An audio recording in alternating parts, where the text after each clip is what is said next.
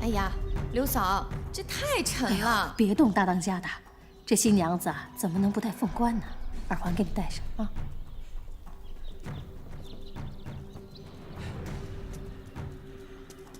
太君，人在上面。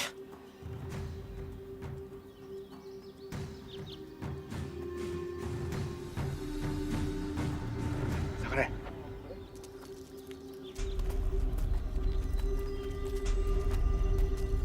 站住！唱戏的，你们他妈的跑到这儿来干什么？来拜见大当家的。大当家的今天当新娘不见客，快出去！哑巴，你他妈聋了？我明白了，这里边哑巴多，聋子也不少。八嘎！八嘎！再来一句我听听。你再给老子说一遍，老子让你再说一遍。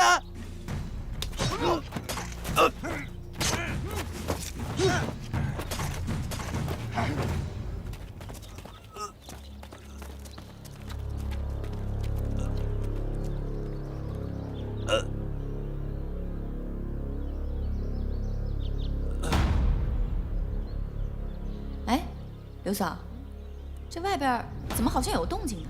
这有动静很正常啊，今儿是你大喜的日子，一会儿还要放炮仗呢。还不到约定的时间。太君等不及了，赶紧动手吧！好，动手。大当家的，你看这是什么东西啊？还冒烟呢！刘嫂，快躲！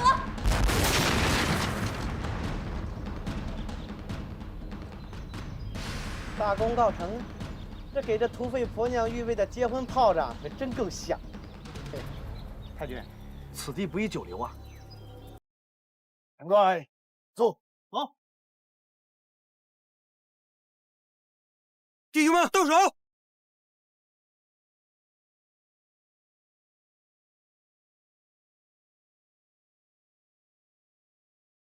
兄弟们，动手了！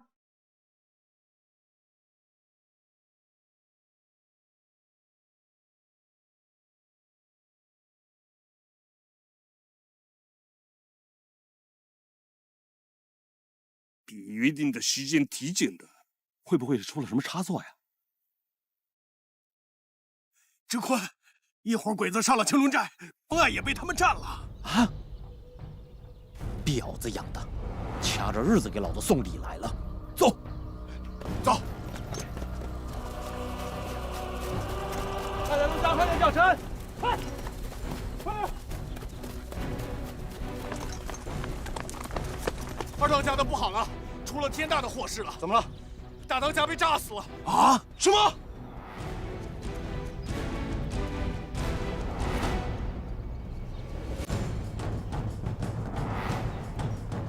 北川さん、あの女を殺しましたか？ああ、うまくいった。奴らすでに死んだ。すぐに信号弾を撃て。继续看，谢川太君他们得手了。弟兄们，哑巴戏唱完了，该咱唱武戏的了。今天灭了青龙寨，皇军重重有赏。有利なところ正常しろ。はい。飯島君。はい。君は残る山の登り口を固めろ。はい。行くぞ。隊長。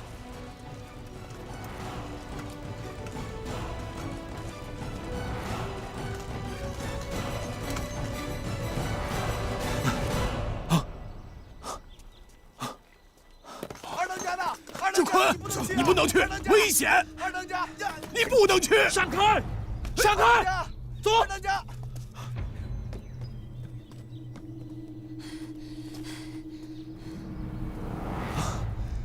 秀茹，你没伤着吧？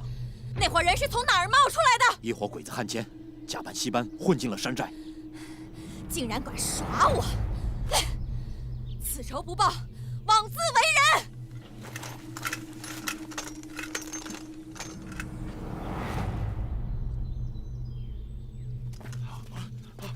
有娃子！有娃子！有娃子！有娃子！有娃子！有娃子！有娃子！有娃子！快来帮忙！你怎么了？师叔，这唱戏的是假的啊！谁把他们放进来的？不是这小鬼子也太坏了啊！他们怎么会扮演成假戏班子混进来呢？没想到真没想到。你跑回寨子干什么？我早饭吃咸肉吃太多了，我下来喝口茶解解渴。二当家，你们不会怀疑我吧？我可对三寨可是忠心耿耿呀！我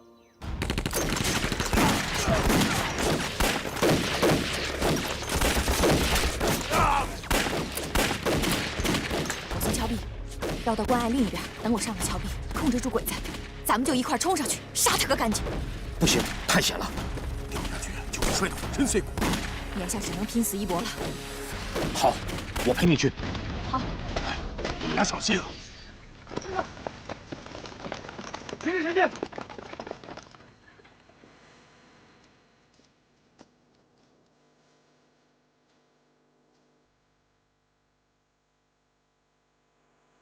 鬼子封锁了路口，大队人马都已经上山了。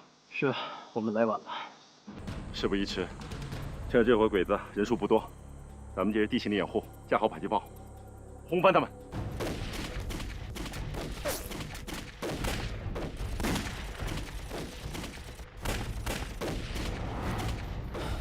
秀茹，你没事吧？没事。好。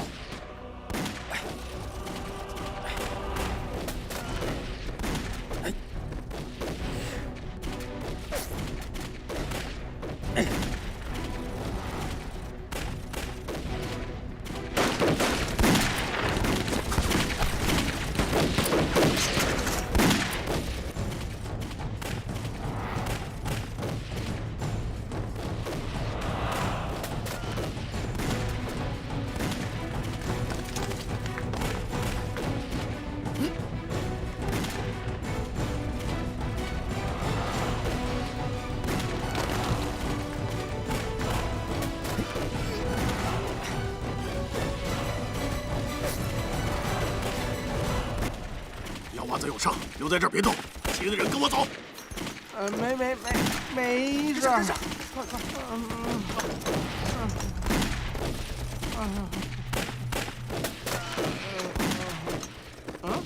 哎呦，这我就。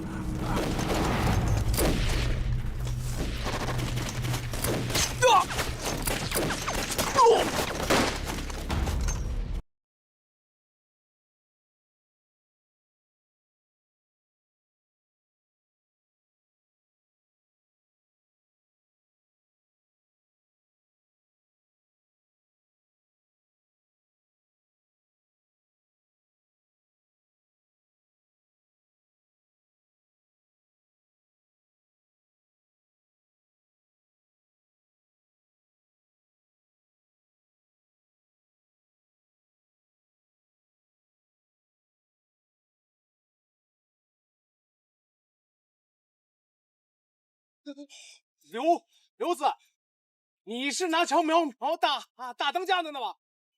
对，你眼睛长屁股上了你啊！我那是瞄大当家的吗？啊，你让人家听见我刘志成什么人啊？我是瞄山顶上，知道吗？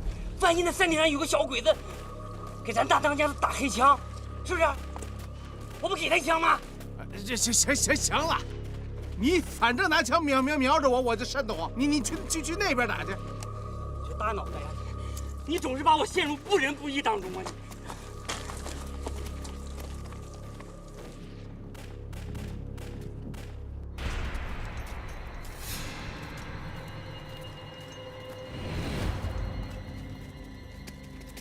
報告します。芥川少佐はすでに占領しました。反撃に来た敵と交戦しています。あの女とずが仕留めたか。反撃に来た敵の数が多く、芥川少佐は早く山の上へと。よし、早く行こう。快走！啊！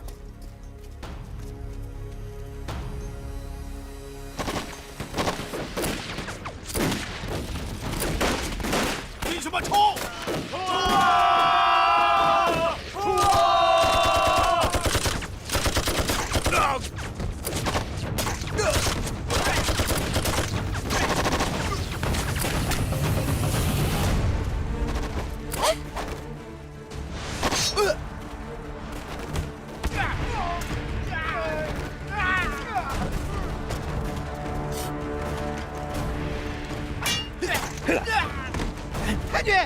这婆娘没被炸死。你走，走。弟兄们，使杀鬼道法！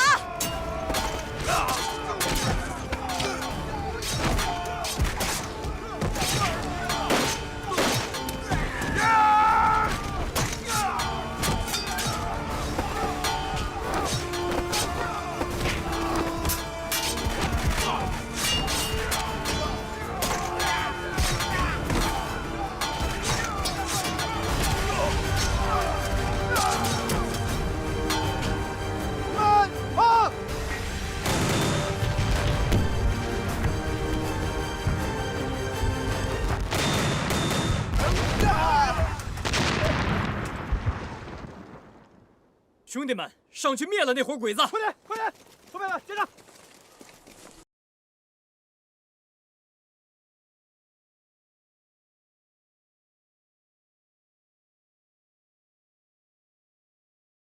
山浩，这伙鬼子不禁轰啊！这几十号人马就让咱们这么轻易的给收拾了。你可别忘了，日军的大队人马都还在山上，咱们帮人帮到底，赶紧上山。好，兄弟们，走，上山！走，下车了，走。哎，这哪来的队伍？听这动静，不像是土匪啊。那是指正规军正在攻击我们。不是，这奇了怪了，这国军干嘛要来捧土匪的场子？必须迅速进攻，否则会腹背受敌。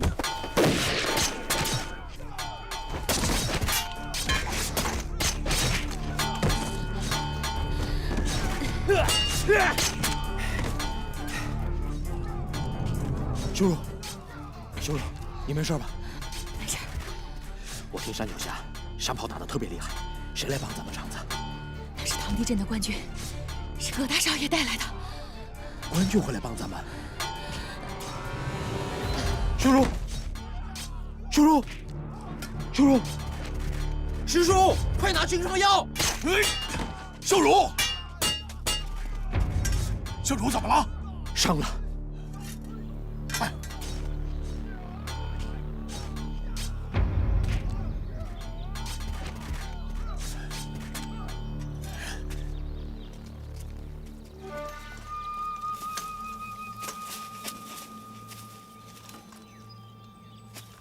司令官殿、先ほど大勢の山賊が出現し、関所を奴らに占領されてしまいました。何？このバカ者！啊！哎呀，司令官，你看这下麻烦可大了。你说下面让国军给堵着，上面又让土匪给截着，这可怎么办呢？这个完全们，自己敢死队重新进攻。哎呦，这可是一道险关呐！狭路相逢勇者胜。魏生，万军在后掩护，你带侦缉队实施攻击。不，这个我，嗨。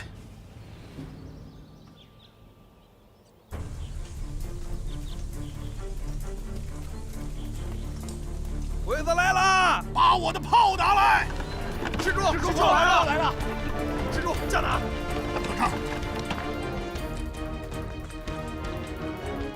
点火，放炮！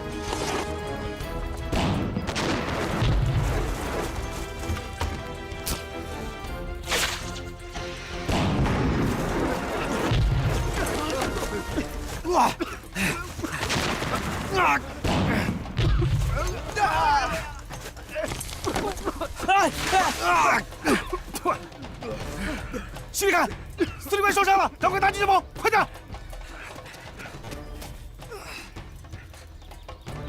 早く早くしろ！这队的路被他们堵住了。好汉不吃眼前亏，咱们赶快撤吧。队长，我知道有一条路可以绕到山脚下，在哪儿？那边我大舅以前采药的，我跟他去过。这真是天无绝人之路啊！接着太君，咱们赶快撤吧，要不然咱们都得死在这儿啊！切队！撤！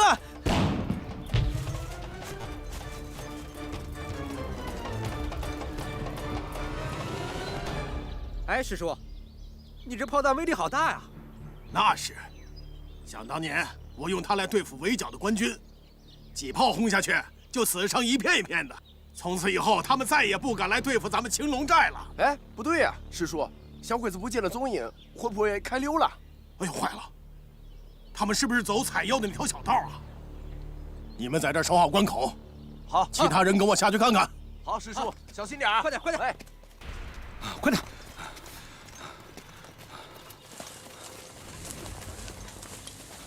大队长，咱这是投机不成18米啊，咱弟兄都死了7、8个。我闭嘴！好，为啥？这条路应该不会有埋伏吧？哎呦，这可很难说呀！他妈的，你说这孤军什么时候跟他们土匪穿上一条裤子了？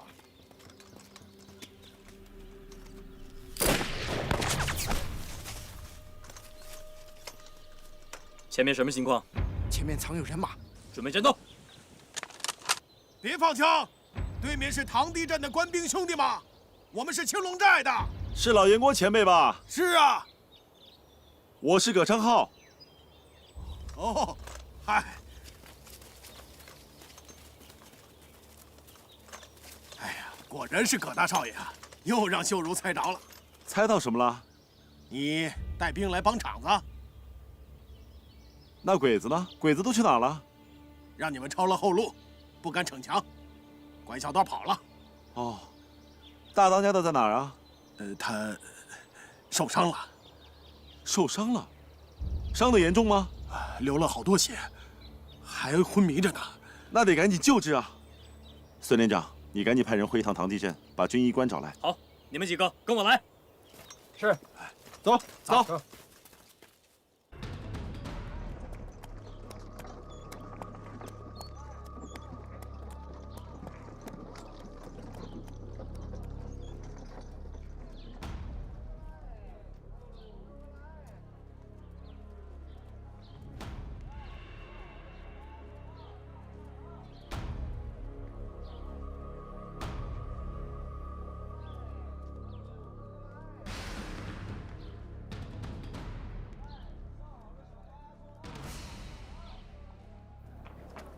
队长，哎，这怎么办？哎，那边场子有咱们的人，你们几个跟上他。好，快去。走。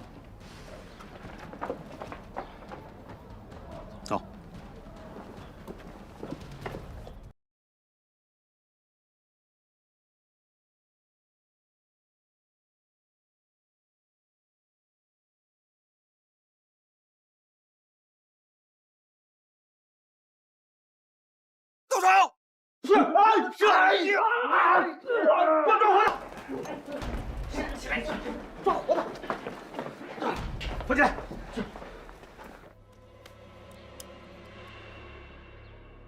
魏大队长，您这是唱的哪出啊？怎么还想问你呢？给我带回去。走走走走走走走走走。来，站着，你过来。干啥呢？往前走，往前走。往走吧。你过来。你干什么的？回家。这什么东西啊？干嘛呢？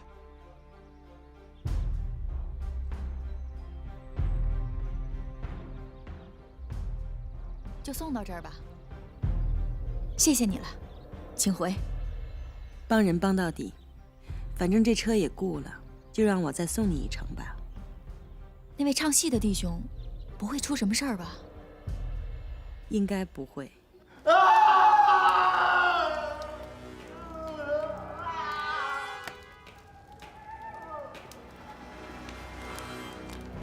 跟我说，那个土匪婆娘跑哪儿去了？你是怎么跟他们勾搭上的？他就是来找我们唱戏的，说完就走了。我怎么知道他去哪了呀？坐在老虎凳上，还敢跟我编戏文是吧？看样子你还是太舒服了。嗯。别！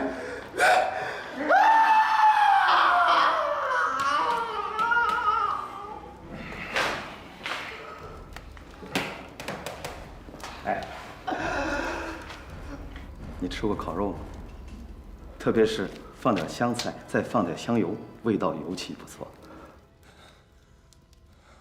嗯。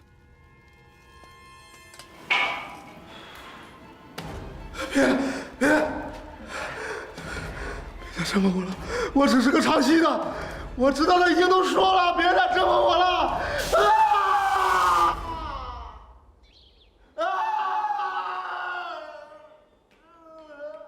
周队夫，周队夫，大事不妙啊！恐怕这次你真要赔老本了。怎么个意思啊？趁火打劫是吧？瞧你这话说的，我二狗那是个仗义人，只要能拿到我该拿的那份，保证不会落井下石。我今天告诉你，老子不是那边人，我跟那小子只是我卖他买这么一层关系。要是因为这事儿我丢了性命，老子也只能他娘的认了。你想干什么，周队夫？干什么？你听说过鱼死网破吗？听说过，听说过，我没那么傻。那这事儿以后还提吗？保证不会了，周队夫，我要是敢卖你的话，你手底下那帮兄弟肯定不会放过我呀，是吧？就喜欢跟聪明人办事儿，还跟我兄弟。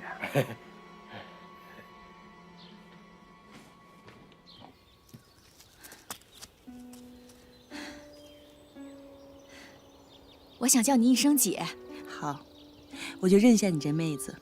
姐，你刚才在茶楼里跟我说的那番话，把我的心都给点透亮了。一路上多保重。你也保重。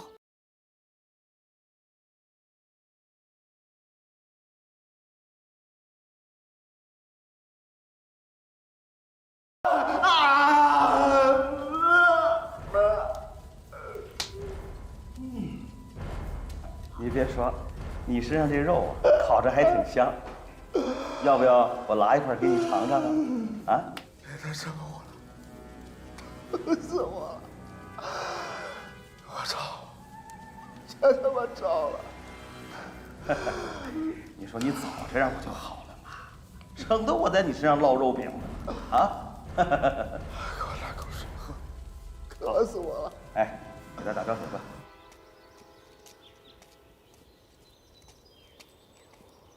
哎，葛参谋长，你怎么在这儿啊？游击支队的长官不见了，我得找啊。让你费心了，不好意思。看来你的心情还不错嘛。那取来的见面礼呢？没取到手。真没想到，你还挺能编故事的啊。我又没做什么亏心事儿，有什么好编的？别冷着个脸好不好？尹支队长，我得真正的提醒你，国军是有严明纪律的。你作为一队之长，不但没有起到表率作用，而且还私自离队，这是绝对不允许的。我不是向你告过假了吗？你向我告过假，去哪里做了什么我都不知道，而且我又没有资格批准你的假。好，下一次不让你为难了，好吗？那就说好了，下不为例。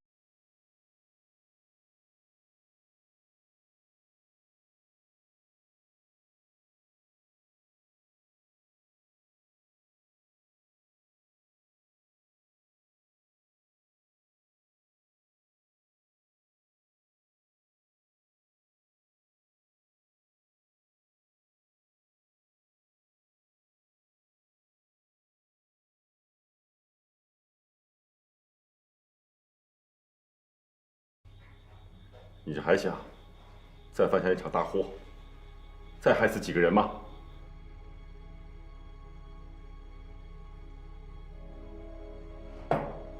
你怎么说话呢？雨萍姐死的不明不白的，我总得进趟城把真相查清楚吧。不用劳您大驾了，真相已经查明了。是吗？快说给我听听。走吧，跟我去团部说去。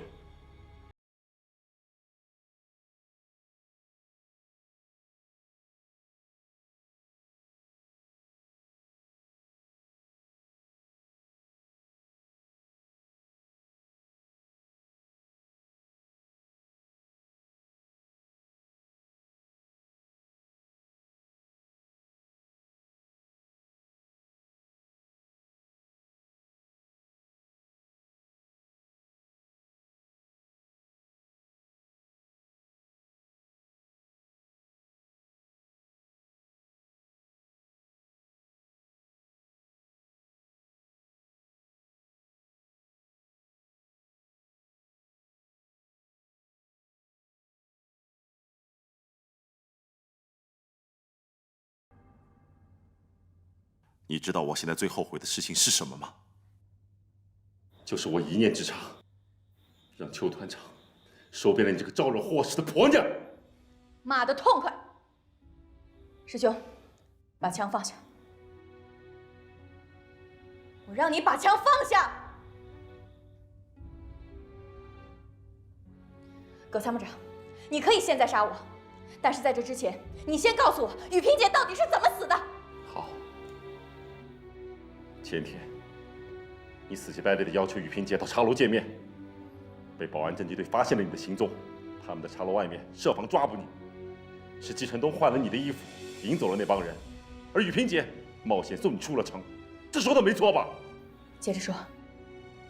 你出城之后，季承东被捕，叛变投敌，而雨萍姐和这里的情报站却受了灭顶之灾。有凭据吗？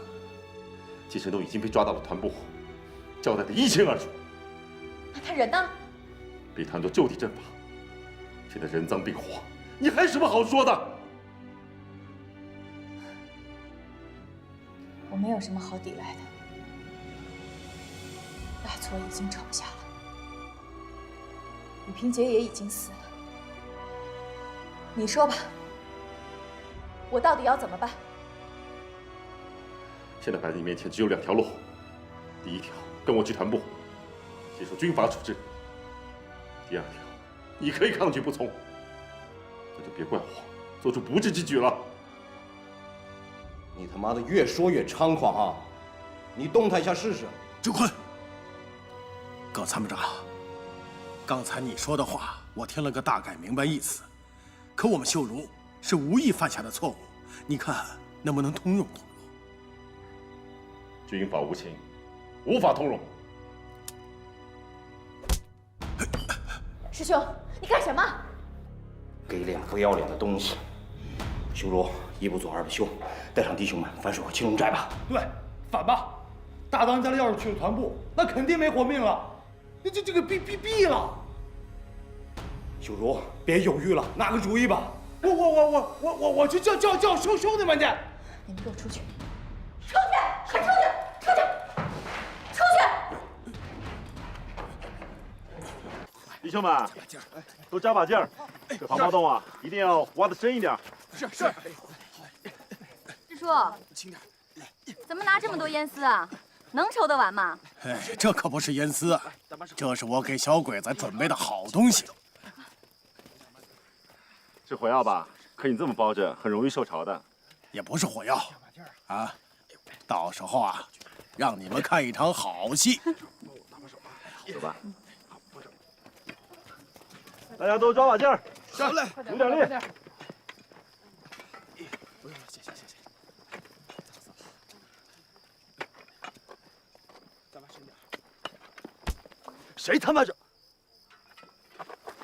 大当家啊！大家都在忙，你怎么在这偷上懒了？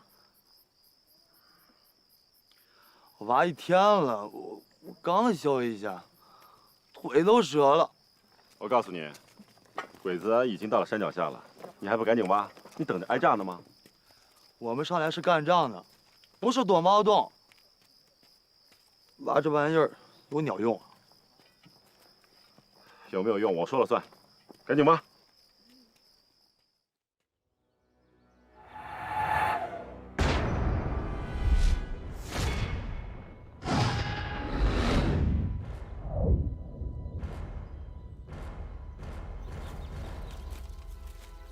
大队长，咱占这破山头有什么用啊？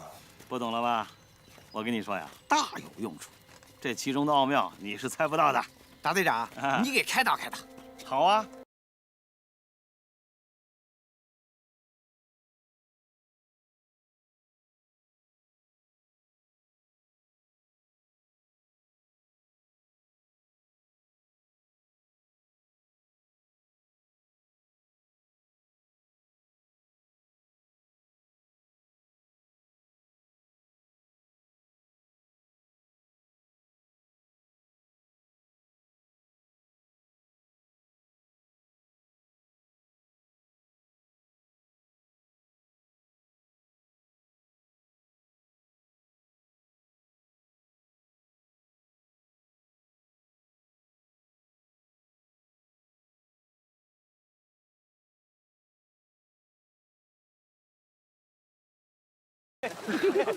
哎，兄弟们，这山上没有国军，只有兔子啊！咱冲上去逮上几只，咱烤着吃啊！哎呀，可惜没带酒啊！那要是能整上2口，那就更爽了。走，跟上，跟上。好像是一伙2鬼子。等靠近了再打，第一波射击就一定要造成杀伤。弟兄们，等会儿听葛参谋长的口令，一块儿开火。口令，兄一起开火！口令，兄一起开火！师叔，听葛参谋口令开火。听参谋长口令，一块儿开火。听参谋长口令，一块儿开火。哎，啊，开火！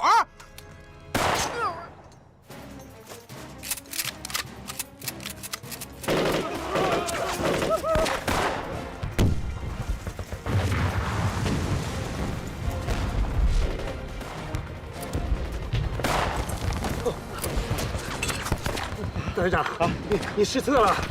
这婊子呀，这不国军从哪儿出来的？是前两天身上不是没有人吗？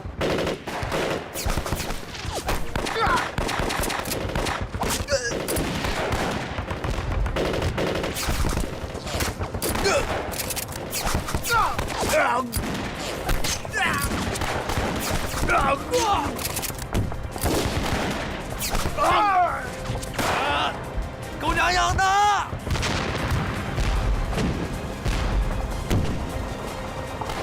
大队长，赶紧想个办法呀！好汉不吃眼前亏，撤！好，走。哦，弄死六个！刚才是谁开的第一枪？我开的第一枪，好吧？谁让你开的枪？参谋长，你让我开的枪。幺娃子，你擅自开枪，还来到我的头上了。什么开枪？好了好了，别追究了。再怎么说也是出战得胜，该高兴才对啊。高兴什么呀？这敌人还没有进入有效范围之内，你打什么呢？你打鸟的吗？大当家的，我弄死666！别耍关老爷脾气。论舞刀弄枪，杀人宰狗，在场的没人比你差。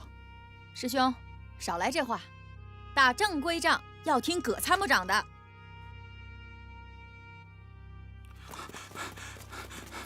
哎，都给我装着点啊！咱得闹出点动静给东人看。好，都给我装伤，互相扶着点。走。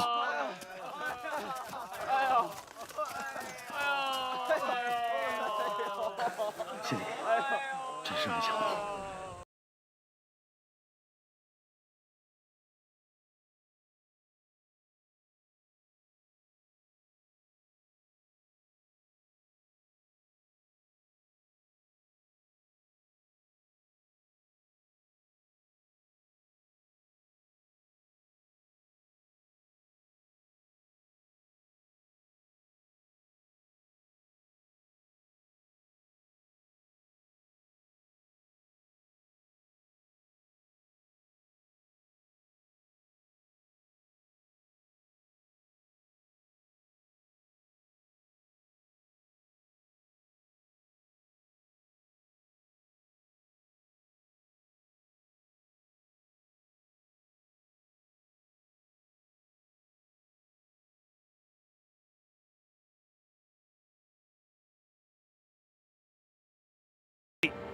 可是团座，葛参谋也在雷公岗上啊。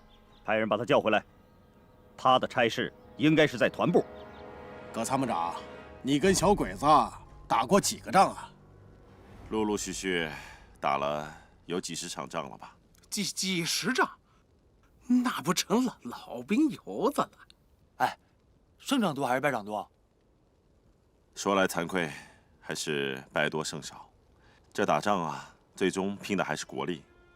日本国自明治维新以后，国力变得异常的强大，在东亚一带没有一个国家可以相比。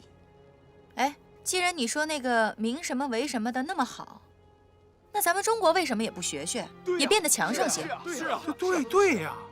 在戊戌年的时候，有过一场维新变法，可最终呢，被一帮抱残守缺的满清贵族给扼杀了，错失了一场历史的大机会啊！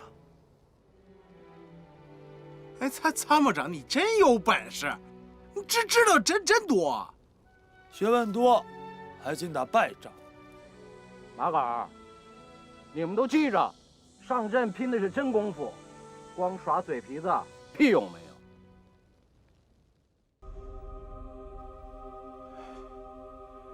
这回，青龙寨和小鬼子的死梁子算是系上了。你们劫持了鬼子的军火，就应该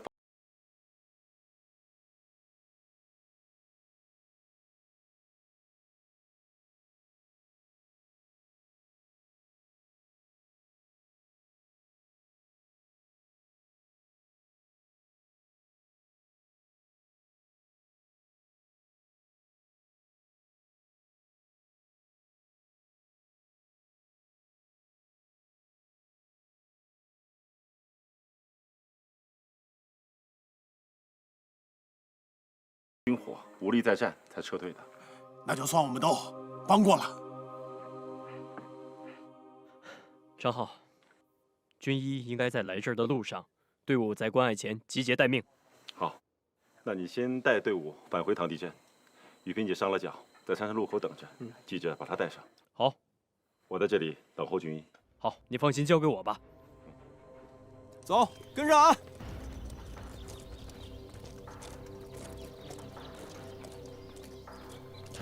杜小姐，杜小姐，他不会撞上撤退的鬼子了吧？这儿偏僻，应该不会。说不定他已经回到了唐地镇。走。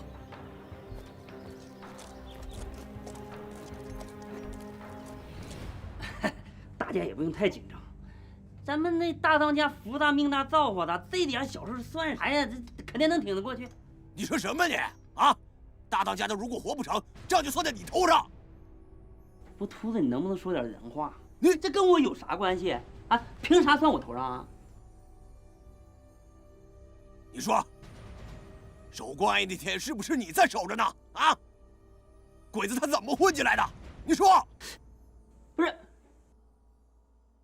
那鬼子他扮演成唱戏的混进来，我是一介草民，肉眼凡胎，我是齐天大圣，我能看清楚啊？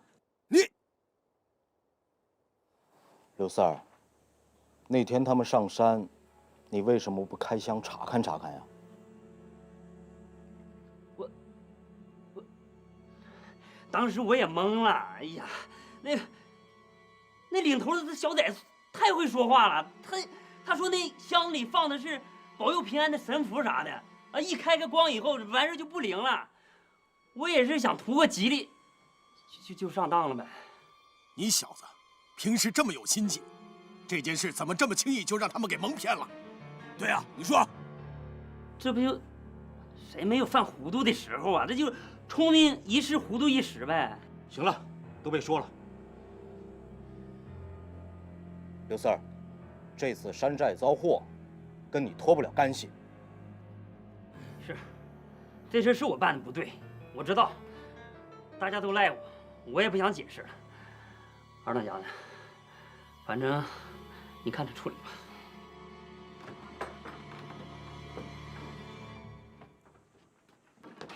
怎么样了？伤在肋骨之下，是手榴弹炸的。我已经给他做过了手术包扎，幸亏你们来得及时，要不然他会有生命危险。谢谢大夫。谢谢啊。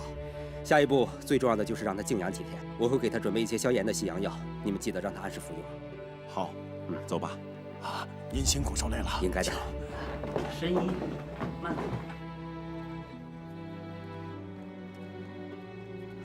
前辈，就送到这里吧。以后呢，我还会再回来看大家伙的。常言说，大恩不言谢。以后有用得着青龙寨的地方，你尽管言语。那就多谢了。现在我只盼望一件事情，就是希望青龙寨的好汉们能够跟国军合作，多杀鬼子。这也是我父亲他的遗愿。葛大少爷，我这把年纪了，说句倚老卖老的话，希望你能轻信他。前辈请讲。你爸是个铮铮铁骨的汉子，他确确实实是在我们青龙寨老当家的灵位前自尽的，我是打心里的敬佩他呀。前辈，你的话我信了，就此告辞。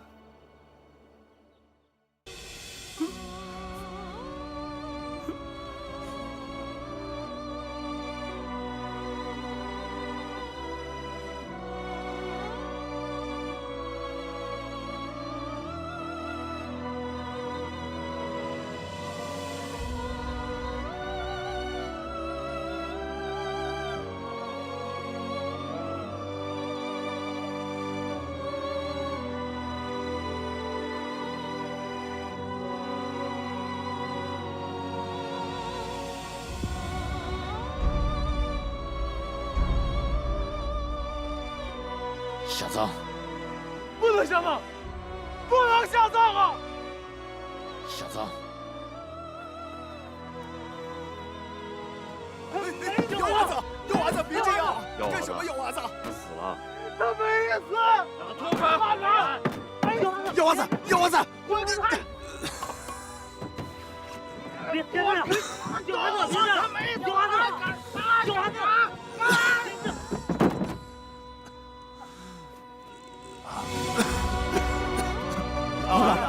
马口，杨娃子，臭小子，把我扶起来！哎，来！你给我装死啊你记着，李志火的命是姚娃子给你救回来的。兄弟，我好了，我不记。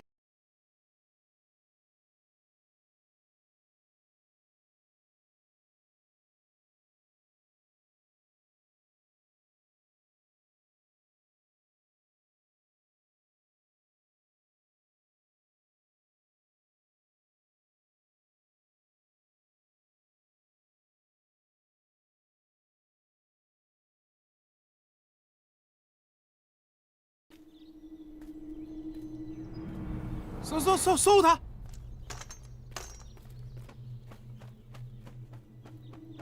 有东西吗？没有。当家的，你看清楚了吧？我是孤身一人，身上什么都没带。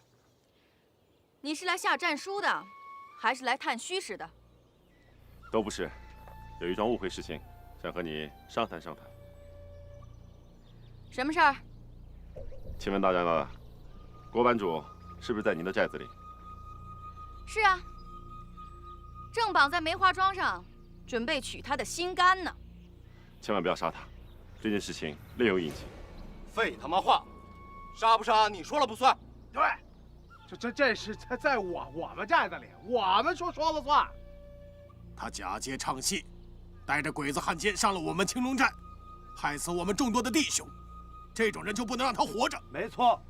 大当家的，能不能够借一步说话？请吧。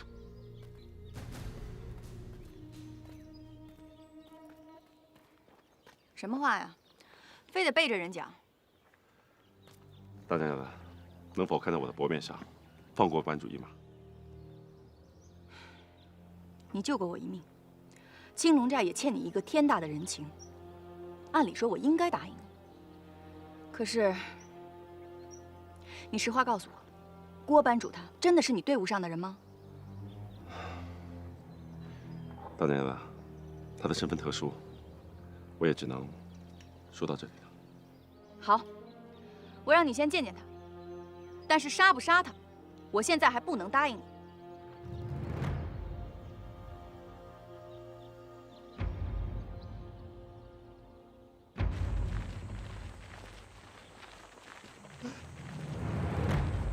大少爷，你来了，帮我求个情，他们真要剜我的心，抠我的肝呐！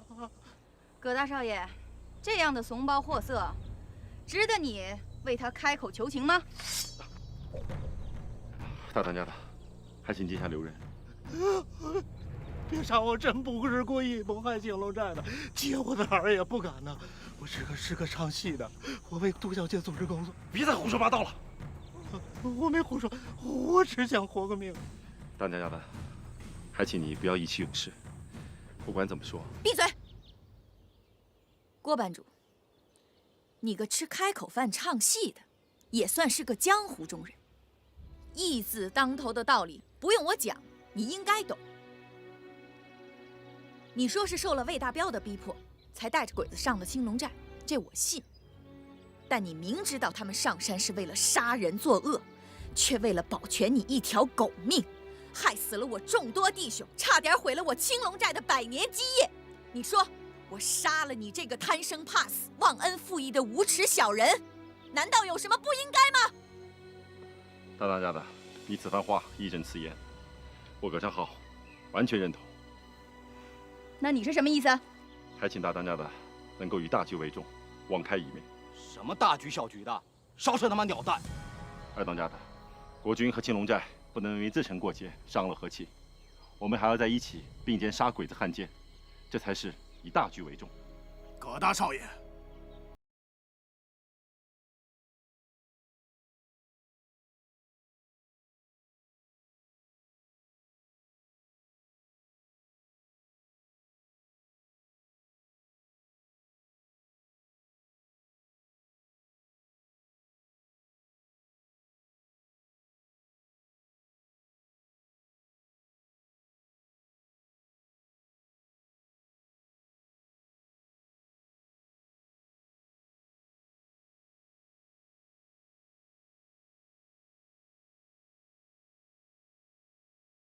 我看在葛大少爷的面子上，饶了这个狗贼一命，但是死罪可免，血不能不放。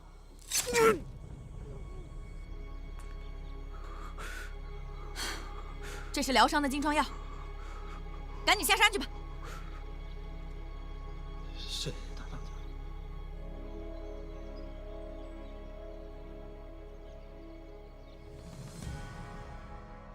啊！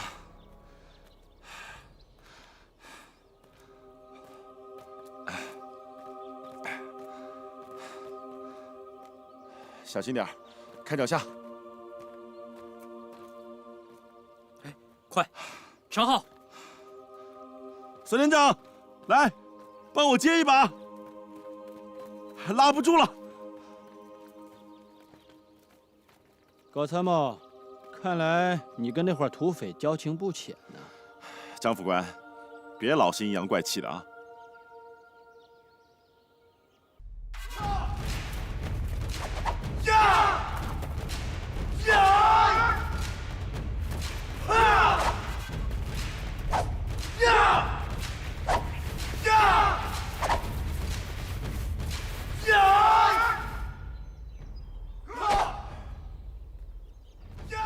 秀如啊，还在生志坤的气啊？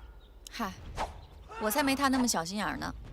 哎，这就对了，心胸宽广的人才能担当大事。哎，师叔，你说那些前辈绿林好汉，为什么会受官府的招安？图的什么？有的是图荣华富贵，有的是为了替天行道，还有的……哎，你怎么想起问这事儿了？昨天我琢磨了一晚上，我在想，假如咱们青龙寨受招安，该跟官府谈什么条件？受招安，谈条件？我没听错吧，秀如？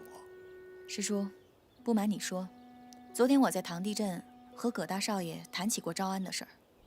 这可是天大的事情，你也不能随便就决定呢，起码要问问大伙儿愿不愿意啊。师叔，你别着急，我这不是试着谈谈吗？再说了，这称盘星还没定上坨呢，我得先问问您的意见呢。这历朝历代，绿林好汉被官府招安的都没什么好下场。秀如啊，这种事儿可糊涂不得呀。我不糊涂，你说的那些前辈往事我也想过，但是都是过去的事儿了。如今世道变了。可不管怎么说，这件事事关重大，你不能随便定夺。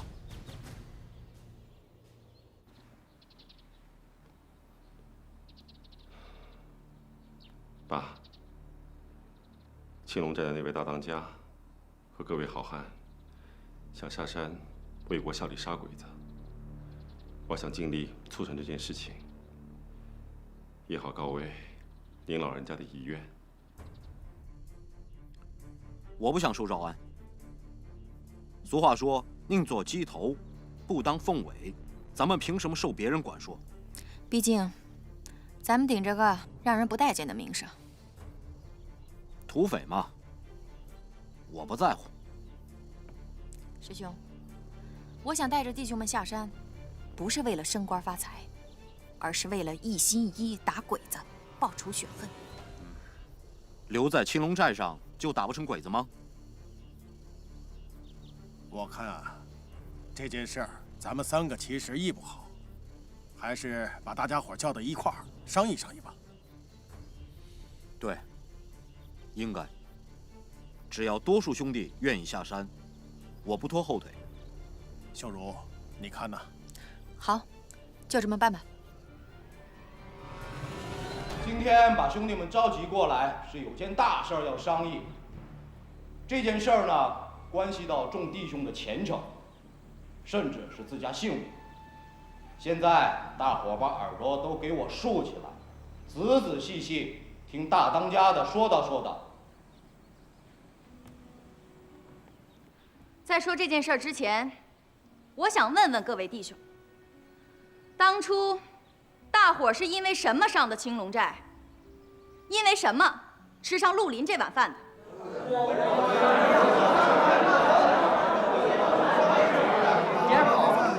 好了，这么闹哄哄的，一句也听不清。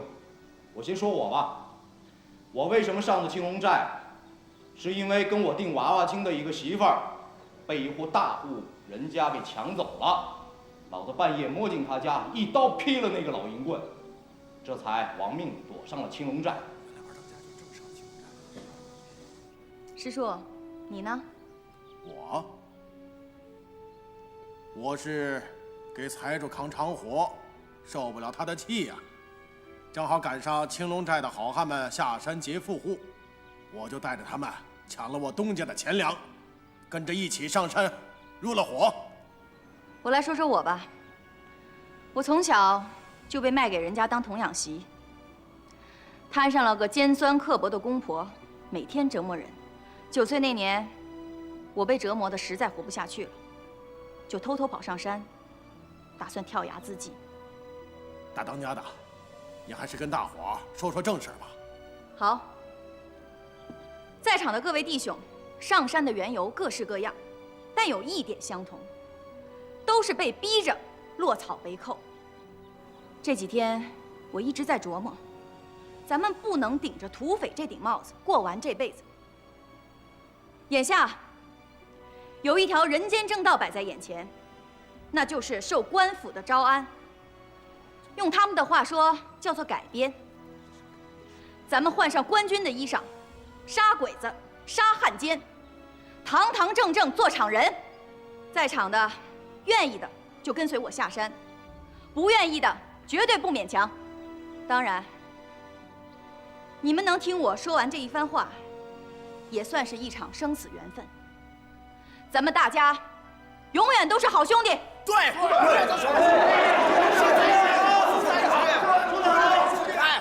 好了好了，不愿受招安的也能出头说话。我不想受招安，我也不愿意。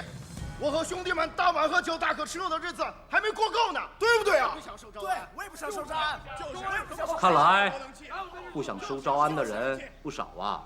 大当家的，我马杆儿愿意跟你下山，当官军，杀鬼子，大当家，我也愿意杀鬼子。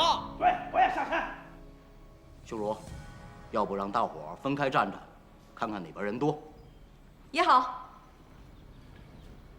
这样，愿意下山的往这边站，想留下来的往这边站，人心向背，咱们一目了然。过来，过来，行了，今天早晨，大当家的跟我说起招安的事，我也是不太愿意。受招安当官军，肯定是要受约束。可是，大当家的有一句话点到了我的心坎里：下山杀鬼子、杀汉奸，的确是一条人间正道。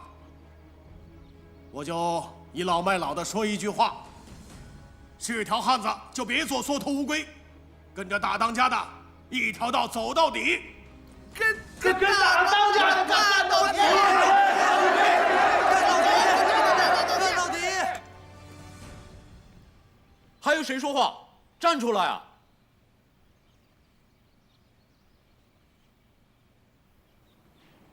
师兄，你也把憋在心里的话说出来吧。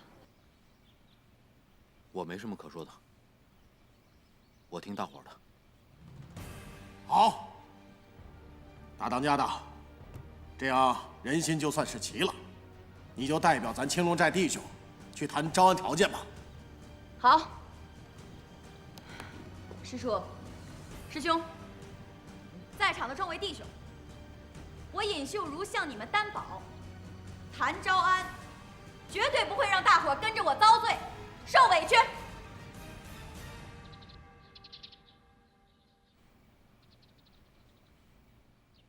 邱团长，咱们今天要商谈的，可是关系到我青龙寨上百号弟兄身家性命的大事儿，你可得言诺如山啊！我担保，只要是条件谈妥，我会不折不扣的一一践行。那好，说说官府的条件吧。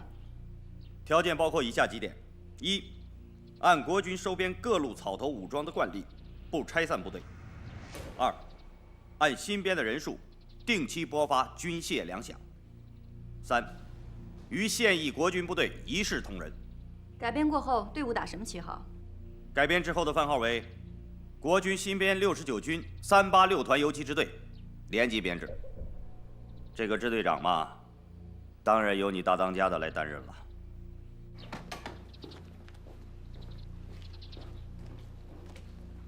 哎，大娃子，这姓葛的家，屋子倒是气派啊，真有钱啊！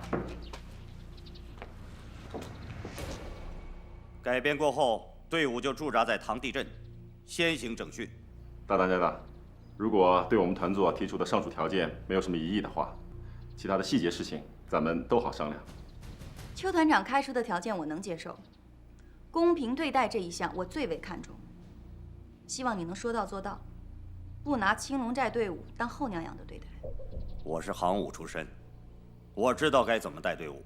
改编之后，你们都是我的下属，手心手背都是肉，我何苦要厚此薄彼呢？漂亮话都会说，到时候假若出现穿小鞋遭暗办的事儿，怎么办？哎，跟长官说话放公顺些。张副官，别打岔，听团座说。二位当家的心理担忧，我很理解。我身为国军的团长，定然不会食言而为。我还有一项要求，说吧。希望下山那天，邱团长能亲自上趟青龙寨，当着我师父的灵位，把你刚才那一番承诺再重申一遍。有这个必要吗？很有必要，也好让我师父听个明白，做个见证。好。那好，改编的事儿我们就算谈妥了。一锤定音。